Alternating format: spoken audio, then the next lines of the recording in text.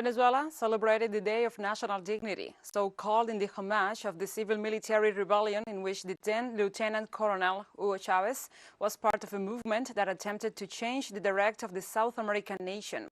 From Caracas, our correspondent Adriana Sivori with the details. The day began at the Barracks La Montaña. The military who participated in the civil-military rebellion on February 4, 1992, paid homage to Commander Hugo Chavez, who is buried here. Chavez led that uprising against a system that drowned many Venezuelans. Poverty reached 60% of the citizenship. The cost of basic food and fuel services became unaffordable for the majority of the population.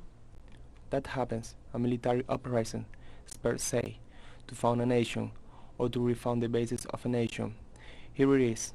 It was not a military coup, the traditional coup. It was not. It was not, as they want to say, and still say it. It was popular military rebellion against neoliberalism, against the government of the 50-point path, and against North American imperialism.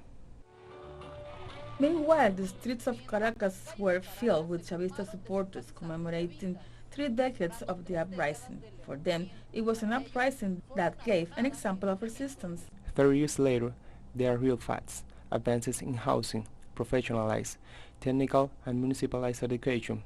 Venezuela today will not surrender to the pretensions of imperialism with coercive measures violating the Rome Statute. They have condemned the people of Venezuela with unilateral measures, with international blockades. But we will win. There are young people who produce. There are young people who, in the midst of the economic war, have put on their share of dignity from the field, but also the youth of the companies and industry said that we will not render the homeland. Soldiers welcomed the citizens in the march in the homage to that civic-military union that was born in that uprising of 1992. It remains in force. The people is there. The people prove it.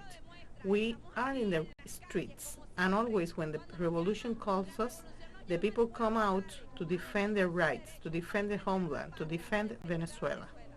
It was an event that marked the social and political life of Venezuela, and it is still recalled today. Adriana Sivori, TeleSUR, Caracas.